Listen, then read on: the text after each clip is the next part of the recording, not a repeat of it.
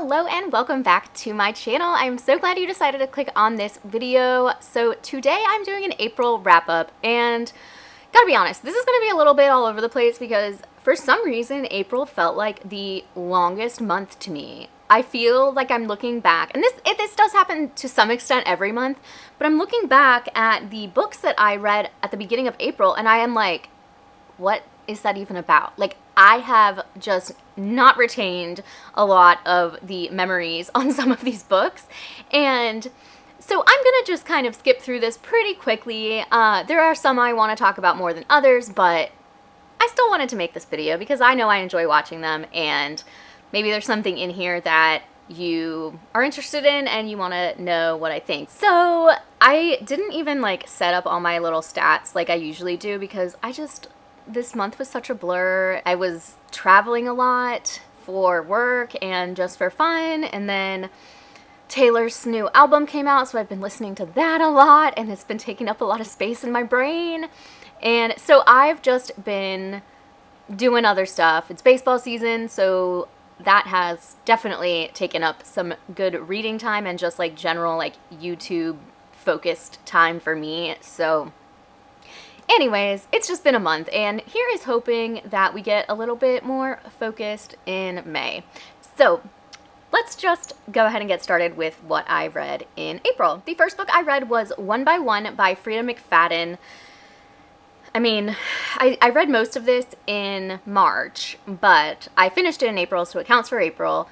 And I mean, what can I say about this book that I haven't said about like every book by her that I've read? It was entertaining but stupid. Like it was entertaining but like ridiculous and just purely for entertainment purposes, because the plot has all these holes, the writing's not really very good, and I feel so bad because I kind of shit all over this author all the time, but I actually do like her books. Like, but if you're just looking for something fun, this one is about like this couple who goes with three of their friends, or not three of their friends, two other couples, and they go on like a camping trip, but then they get like stuck in the woods, and it's kind of like a survival story, and like, what do you know, one by one they start dying. So we've all read this book before, and it really did nothing novel, but it was entertaining.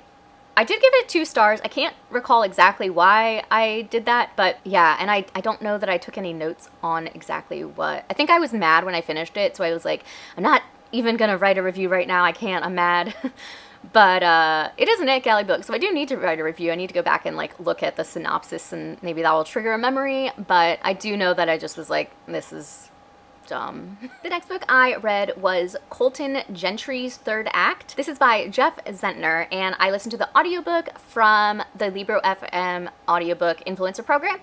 This is really cute. It's about this man who is like a country music star. He's like kind of up and coming, and his best friend and like, I don't say like roadie, but he did something on his kind of like sound team or whatever. They're at that Las Vegas country music festival, and his friend gets shot and killed, and so Colton kind of makes a statement about gun control to a bunch of people who listen to country music, and you know, it's a Venn diagram, but like a lot of people that are really into country are big gun fans. Let's go with that. So he kind of gets like ostracized from the community, so he ends up moving back to his hometown where his high school flame is like running a restaurant and kind of starting over there. And yeah, it was really cute. I gave it 4 stars. I really liked the romance of the 2 main characters. I mean, it wasn't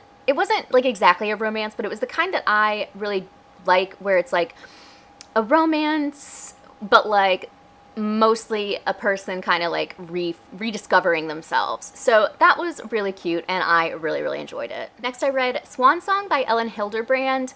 This I gave 4 stars to, and this one's not out quite yet, but this was a NetGalley arc that I got, and like all of Ellen's books, it is really one of those that just draws you in, and I couldn't put it down. I just found myself totally enthralled with it from the very beginning, and it's another one that takes place on Nantucket, It's about this new couple that moves to town, and they're definitely like new money. I don't know if that's like a term that you're supposed to use, but it is kind of like they're a little bit showy and not the typical like Nantucket crowd, I guess.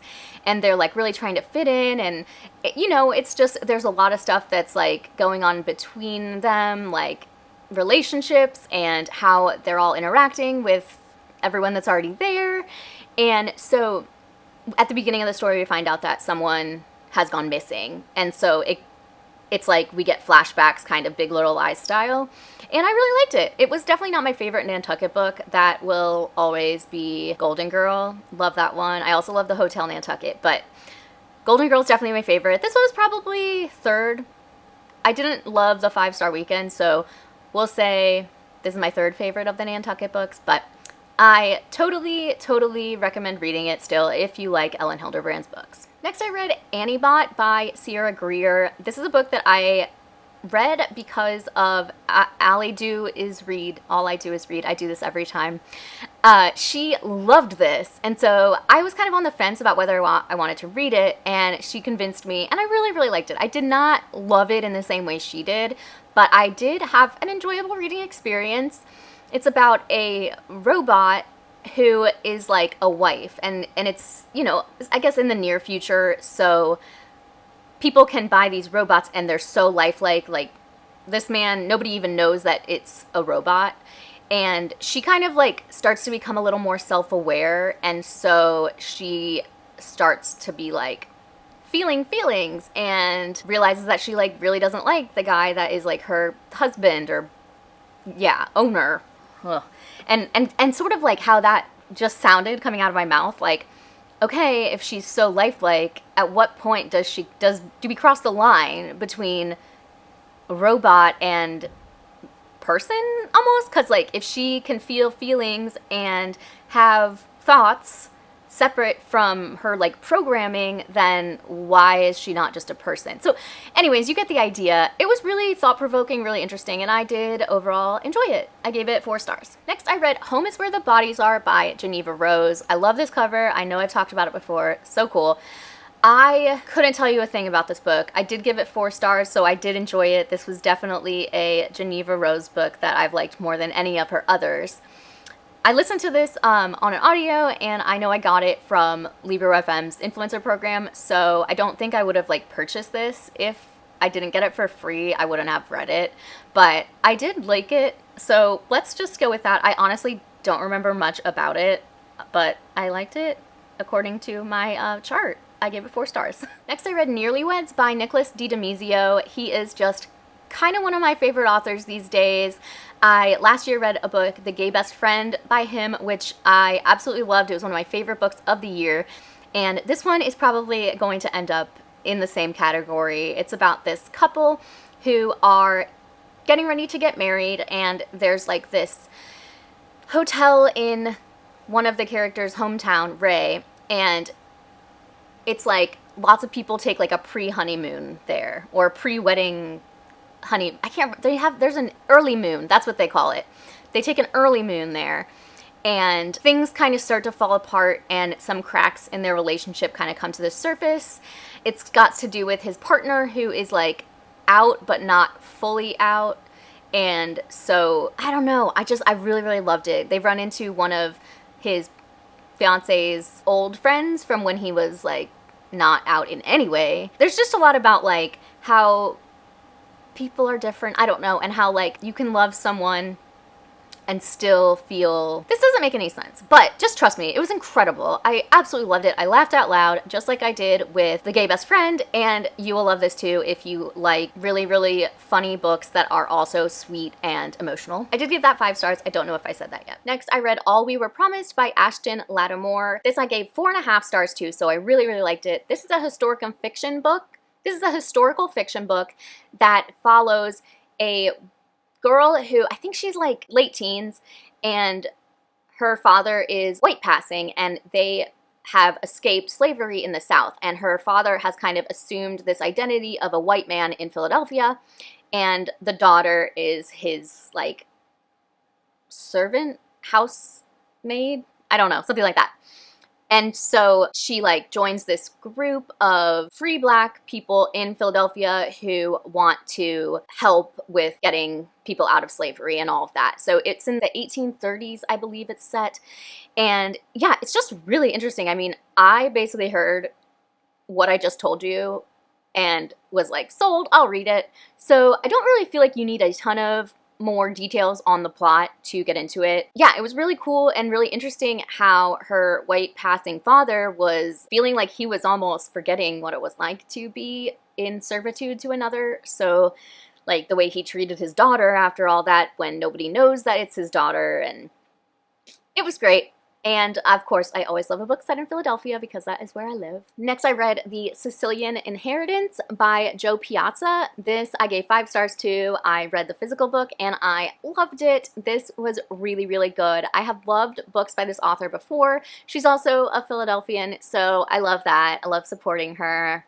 And I've read 2 books by her, but they were also co-authored by another woman named Christine Pride, and those books were a little bit different than this one. I have never read one just by her, and I mean, I loved it so much. This follows a woman whose kind of life is sort of falling apart. She owned a restaurant and she's having to close it because of finances. She and her husband are getting divorced, and she has a little girl, and basically her great-great-aunt dies and leaves her this like big plot of land in Sicily, and she has to go over there to like hear the rest of the will and all of that, and like her great aunt like gave her the plane ticket and like everything's taken care of, so she's like, I got nothing going on, let's do it.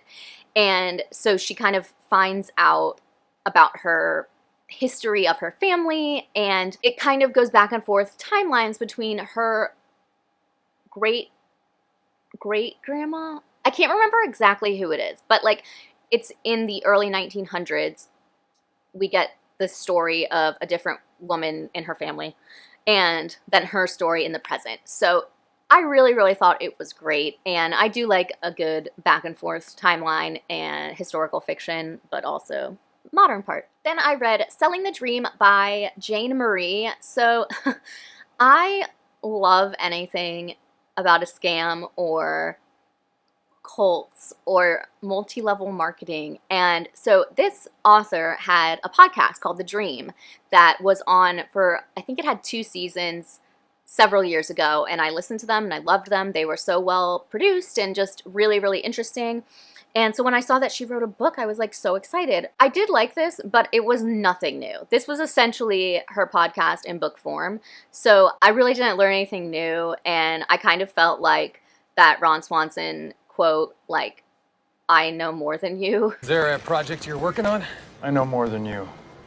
All right. And I might not know more than her, but I do know everything that was in this book already. So it was just not really, I don't know, anything for me. If you didn't have an interest already in like exposing scams and multi-level marketing and whatnot, then you would probably really enjoy this. So if you're like new to that as an interest, then I think you would definitely should read this because it's a great like intro to all of that. But if you are already kind of well versed in that kind of anti-MLM, anti-scam stuff, then you've probably heard this all before. And honestly, just listen to the podcast because that's free, and you'll get the same information. It'll just take a little longer because it's several episodes. Next, I read Swiped by L.M. Chilton. I was so excited to read this. I gave this 3 stars. I read an ebook of it. Of course, the day after I finished it and gave it 3 stars, I got a physical ARC in the mail. So what are you gonna do?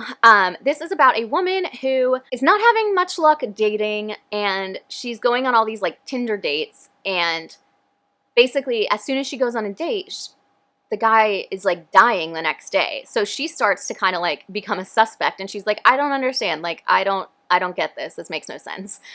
And so it was like that, and it was kind of funny and cute. I mean, it was still funny the whole time, but it was like the main character had a really hilarious sense of humor, but about halfway to like 2/3 of the way through the book, it started taking itself really seriously and like became like a thriller when I thought I was just kind of getting like a dark comedy.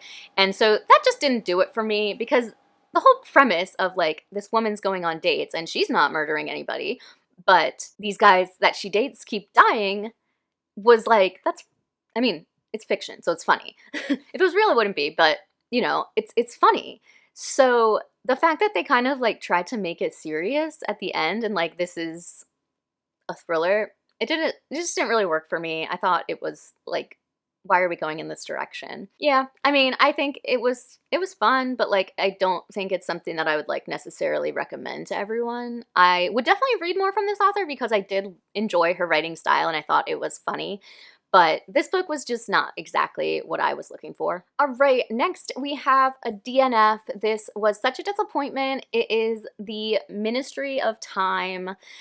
I talked about this so much. I had hyped it up so much, and it just did not work for me. I read about half of this, and I just decided to stop trying to make myself like something I just was not liking. I thought this had a lot of promise, but it really just, it was so boring. Nothing was happening. We didn't really get any of the like science, I guess, behind the time travel. I know I've talked about this a lot, so I don't want to have to like rehash the plot, but it's like about this government program in the UK where they can basically go back in time and bring people who are passed away a long time ago into present day. And like they never really explain like why is that a thing that they feel should be tax dollars used for.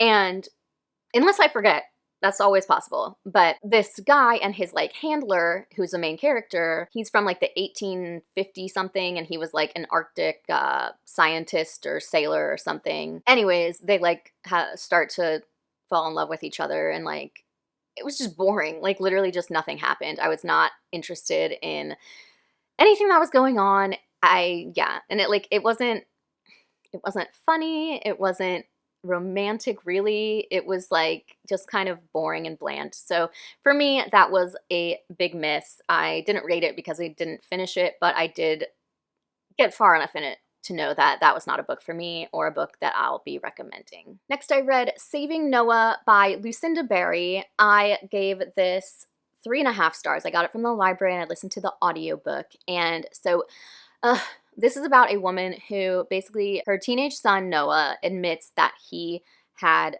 sexually assaulted some children he taught swimming lessons to, and how that all plays out because he like is a full-fledged pedophile. It's not like teenagers or kids being like, it's not something it's never okay. I don't know how to say this, but they go into it in such like clear detail that like actual pedophiles are few and far between. There are like just general abusers, but like human beings who are sexually attracted to children, only children, are very, very rare, and there is no way to fix this. So he recognizes this and he's like, I want to die and whatever. And I mean, I thought it was an interesting story, but the mother was just absolutely delusional. Like she was basically like, okay, yeah, you did this horrible thing and you've like irreversibly changed these girls' lives, but like it's not your fault. And just was kind of having a hard time recognizing that like whether or not this is a psychiatric thing, like he still did something really harmful and there needs to be responsibility taken for that, if that makes sense. I don't know. I had a lot of conflicting feelings with it, and she just was totally delusional about his responsibility as the perpetrator and what should happen to him next. So anyways, I gave it 3.5 stars because it did hold my interest, and a lot of the reviews of it on Goodreads I really found to mirror my thoughts. So check those out if you're interested. Basically look at the 2-star category and then scroll down. Oh my gosh, I'm trying to speed this up. I said this was going to be fast and it's not going fast. Interesting Facts About Space by Emily Austin. I read the physical book and I gave this 4 stars. This was really sweet. I was reminded a lot of Eleanor Oliphant Is Completely Fine. Like, it's literally like I don't want to say it's the same book because it's definitely not the same book, but like if you liked that, you'll like this. If you like this, you'll like that. Because it's just a really kind of similar premise. Yeah, I don't want to say anything else because this is kind of a good book to go in blind. I don't want to give anything away. So just, I really did enjoy it. And this was my book club pick and everyone really liked it. So I would say that you should definitely give it a shot if you liked Eleanor Oliphant is completely fine. And yeah, let me know if that is something you do end up liking. Next, I read Girls with Bright Futures by Tracy Dobmeyer and Wendy Katzman.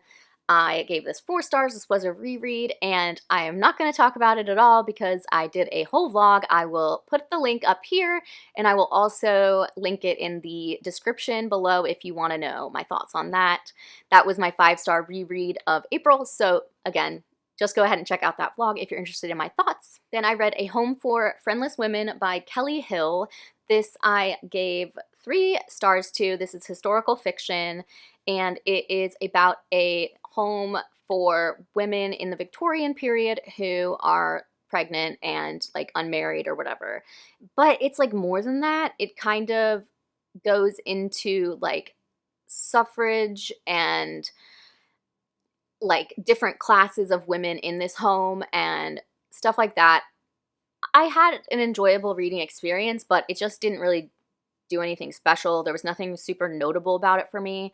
And I mean, I honestly don't think I'll think about it ever again. It wasn't bad, like I said, and the writing was just fine, but I didn't feel like the story really did anything novel or exciting for me personally. So yeah, just okay. And the last book that I read in April was an absolute winner, 5 stars. And I did talk about this very briefly in my TBR video because I was so excited, but that is The Lightning Thief by Rick Riordan. I always looked at that word and thought it was Riordan because I used to know a guy named Riordan. And no, it's Riordan is what I heard on the audiobook. So just a fun fact. Maybe I'm just the only one that's dumb that thought it was pronounced differently, but oh my gosh, love, love, love this. This is the first Percy Jackson book, and it was definitely not something I would ever have picked out for myself because I think I'm done with my like children's books era or like middle grades, but no, loved it. It was so good, and it's like Harry Potter, but I don't have to feel conflicted about reading it, if that makes sense. So yeah, I loved this. I'm definitely going to continue the series. My niece loves these books, so I'm definitely excited to read them, and then we're going to have like a little discussion about them all together. She's obviously way further ahead than I am, but it's, you know, it's fun to have that to talk about with her. That was my month of April. I also had some books that I had started in April, but I will talk about them in my May wrap up. So yeah, that is 15 total books that I finished, and then my 1 DNF. I would love to know what your thoughts are, what you read this month, if you had a favorite book, and if you plan to read any of the books that I read. So if you like this video, give it a thumbs up. If you aren't subscribed, I would love it if you would, and I will see you in the next one. Bye!